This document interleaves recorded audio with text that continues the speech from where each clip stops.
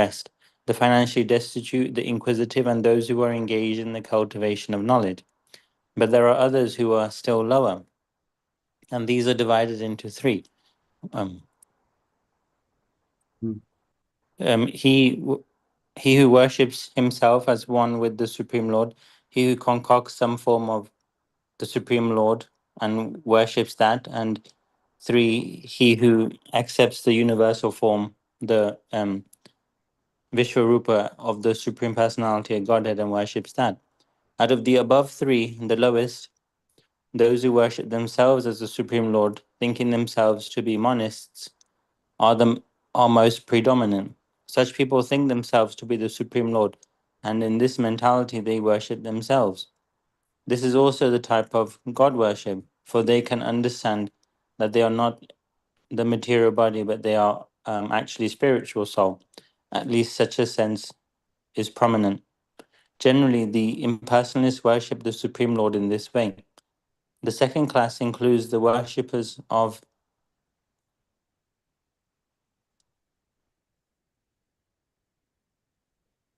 the demigods, those who by imagination consider any form to be the form of the Supreme Lord.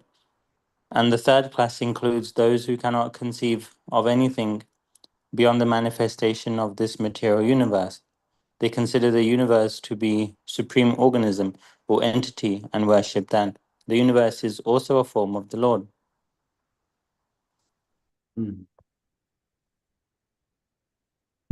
I'll share with you the screen. We're saying there are three kinds of jnanis worship Krishna by cultivating knowledge called jnanigya. So ekatvena, it's called ahangrahopasana. So they worship me in oneness, thinking themselves as God. They think themselves as God, and they worship me in oneness. That is ekatvena. 12.1 to 5. We'll elaborate on this. 12 chapters. It talks about impersonalist. Then prithaktvena is pratikopasana. They worship me in diversity, in many forms, as the demigods. Prithaktvena. So 9.20-25, in this chapter itself, will be explained by that. And Vishwato Mukham, Vishwarupa Upasana. They worship me in the universal form that I am everything. So that is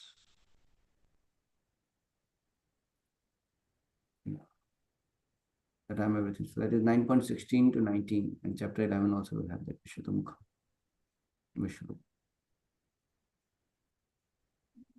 So this is how it describes.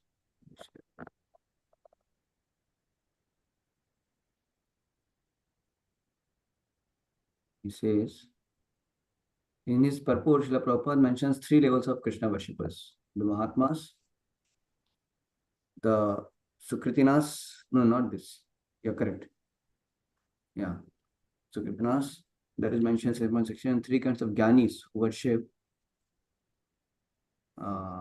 absolute truth. It is these Jnanis who are being discussed in this verse. The Prabhupada say about them. So three are there. One worships himself as one with the Supreme Lord, who conquered some form of the Supreme Lord and worship that, and who accepts the universal form. Concocts means they will worship some kind of form of demigod, and they will worship that. That way, some concoction. Out of the above three, the lowest, those who worship themselves as the Supreme Lord, thinking themselves to be monist, are most predominant.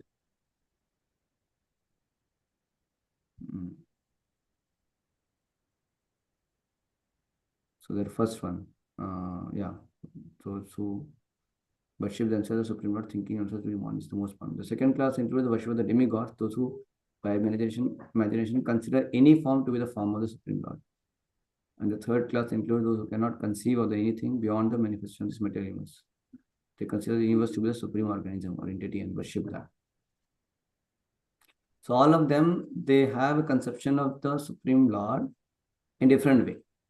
First fellow, he thinks himself only a Supreme Lord, one with the Supreme Lord. That way he worships.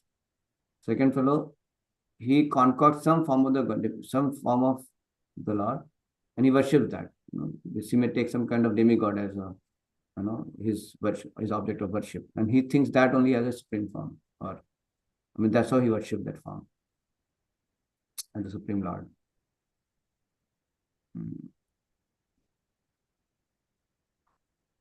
Yeah, and then third class is the one who cannot conceive anything beyond the manifestation of the material universe. So they consider the supreme organism or entity as like the universe only. The universe has also a form of the Lord, like that they worship. So he says the first type of Jnani mentioned in the one worships himself as one, Ekatvena with the Supreme. This person is the lowest of the three. Although he is a monist, he is still considered to be performing worship of the God because he understands that he is eternal and not his material body. Those in this category are the most predominant. Above them are the demigod worshippers who imagine favorite demigod as the supreme lord. Prithak Pena Bahudha. So they will consider some favorite demigod as the supreme lord. And the best of the three is one who considering the universe as the supreme entity. Best of the three is the one considering the universe as a supreme entity.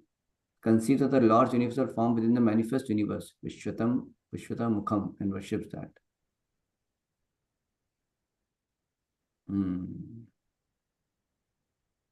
So you can see the hierarchy. No? So the one who considers himself as one with the Supreme Lord, the most abominable. Then above is he conquered the form of the Lord, some demigod. That is next. And then the best among them is the one who considers the universe as a supreme entity, conceives the Lord's universal form within the manifest universe, Vishwata Mukham, and worships that. Krishna has already discussed the results gained by Ekatvena worshippers in verses 11 and 12.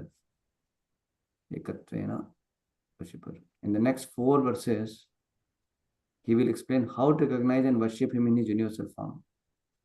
Further on this chapter, Krishna will also discuss the results of demigod worship.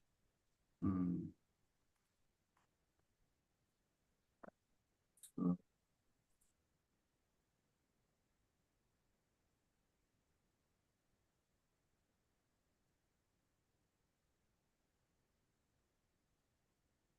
see, 11, 12, what was mentioned. Fools deride me when I descend in the human form. They do not know my transcendent nature as Supreme Lord. That is Moga Shamu Karmanu Moga Jnana Chetasa. That is the point.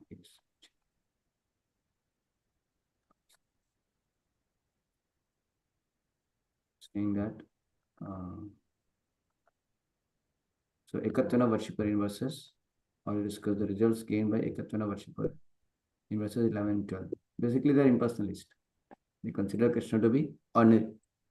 They are under Ekatvena worshipper. Okay, and the next 4 verses, he will explain how to recognize and worship him in his universal form. So that's what he says. But it is he who am the ritual, I'm the sacrifice, offering answers. Okay. I'm the father of the universe, the mother, the support and the answer, and the object of knowledge. So this is all he's going to describe. So this is verse 16 onwards. Next 4 verses 1, 2, 3, 4 till 19. Arjuna, I give heat, I withhold, send forth the rain, I am immortality, and I am also death personified, both spirit and matter in me.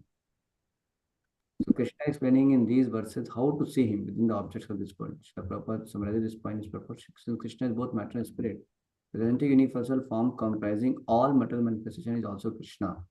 And his pastimes of Vrindavan as 200 Shyamsundar playing on the flute are those of the Supreme Personality of Godhead.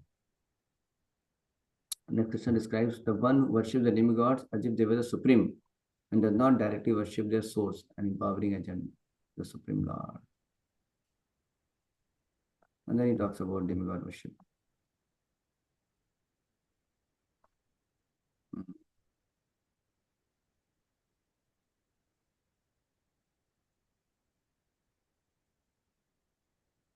Supreme Lord. Okay.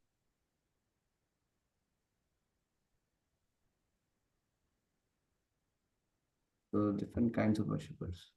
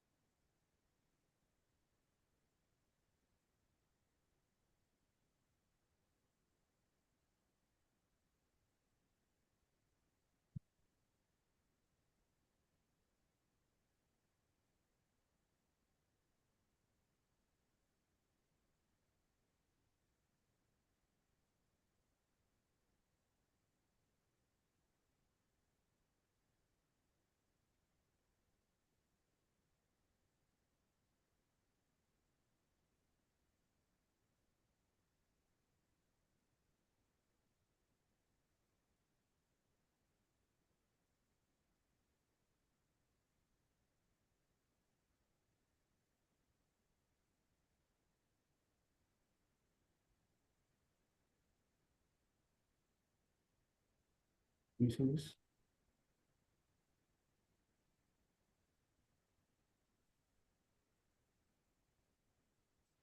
See.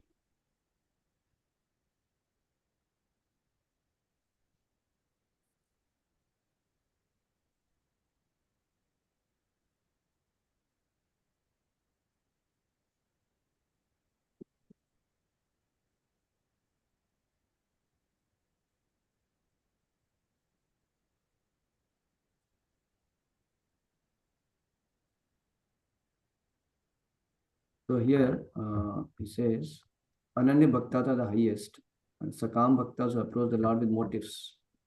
No, Arthartik, okay, the verse. And then this verse is even inferior verse. The three category. Ananya Bhaktas are the highest people. Sakam Bhaktas who approach the Lord with motives. That the Artha, Arthartik, Gyasu, Gyani, which describes in 7th chapter. This verse is even inferior worshippers. So the Vishnu says, and the Bhakti says, they worship me through Jnana Yajna and also using the devotional processes such as singing, kirtana, just as described. The Lord then described the method of worship. These others are unable to practice the sadhana of the Mahatma mentioned previously. They worship me who am actually one, but who am situated separately with the material forms, consisting of Pradhan, Mahatma and other elements, Prathatvena. I am situated in the form of Devatas as Indra, Vishwato Mukham, by many other methods, Bahuda. Three kinds of worship. He who worships himself as Supreme Lord, the lowest. Prabhupada explained this is also type of God worship, but they can understand they are not this body but spiritual. And then Shiva sacrifice and knowledge. Okay.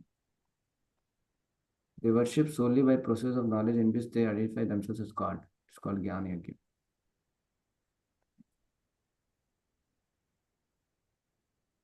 Thus the meaning is some not desiring any other form of sadhana worship me through a sacrifice of knowledge, denying difference, simply by contemplating the non-difference of the worshipper and the object of worship.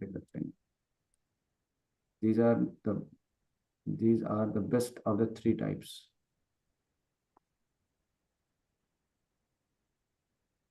But this is Madhusudana Saraswati opinion, not the Vaishnava philosophy.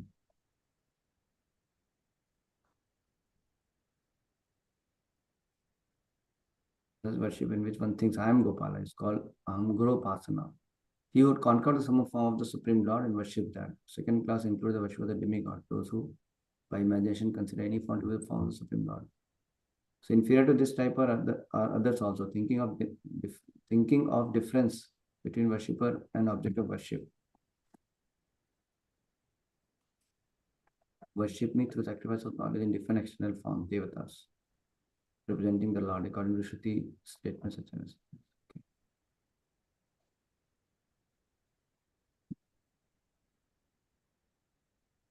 And then worship of vibhutis of the Lord. They think Supreme Lord Vishnu is not different from the sun and all that, Indra and everything.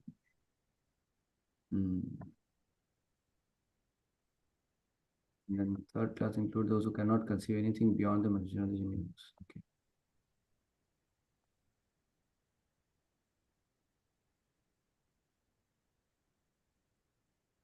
So Satvena can mean that two states. I am Gopal, I am the servant of Gopal. Oneness and difference.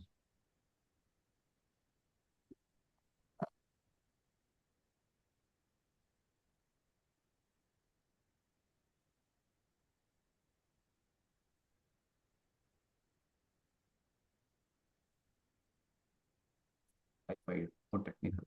Don't worry about it. So basically, these three other categories are mentioned. So the first thing you can refer to this one. It says the Ananya Bhaktas, Sakam Bhaktas, and this verse is inferior worshippers. So we don't go for them. They're all misled people actually. This verse, what he's talking about, they're misled. Ekatvena, Prathaktvena, Bahuda Vishwato Mukham. Prathaktvena, Bahuda, and Vishwato Mukham. That's the three categories he's mentioned. Let us pause here.